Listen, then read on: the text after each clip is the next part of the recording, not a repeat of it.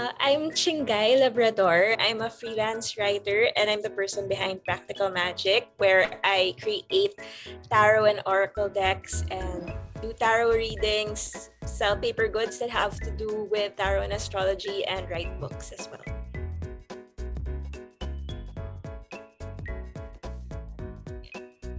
I've been into tarot and astrology since I was in high school, maybe, so that would be like the late 90s.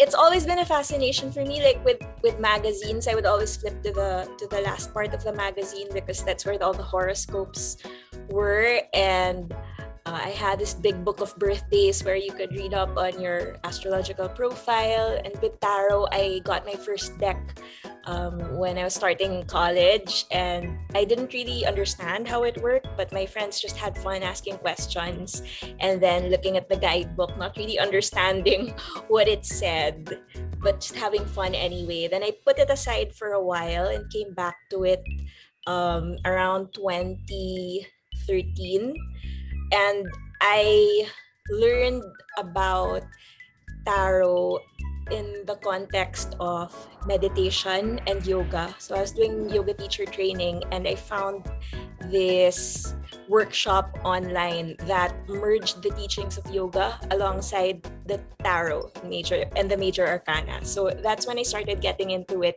in a more modern sense. And alongside that, tarot is really related to astrology. A lot of the teachings bleed into each other. So because of my getting into tarot, I got more into astrology, like beyond the horoscopes that I used to read when I was in high school. At this time, I think there were a lot of books coming up about modern astrology, so I was getting into that and personality profiles. Then suddenly apps came along like CoStar and Sanctuary World, and so I got into it that way. So I think like this new wave helped usher in like this new interest for myself and for other people in both tarot and astrology.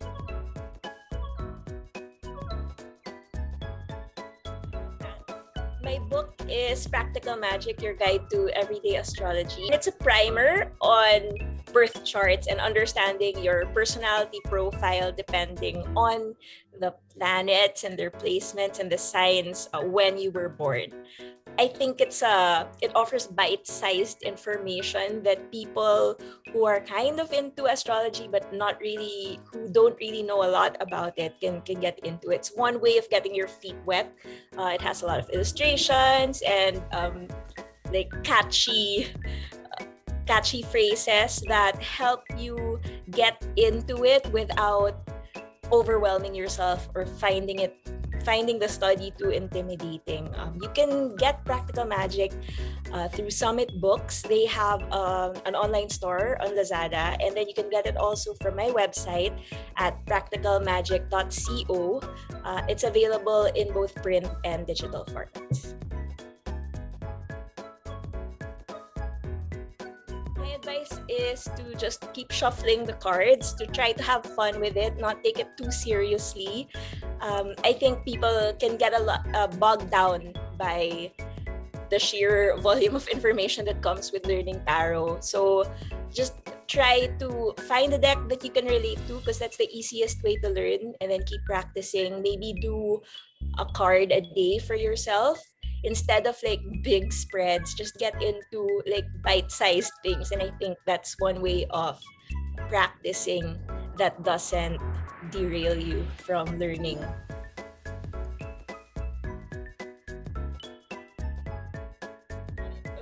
Okay.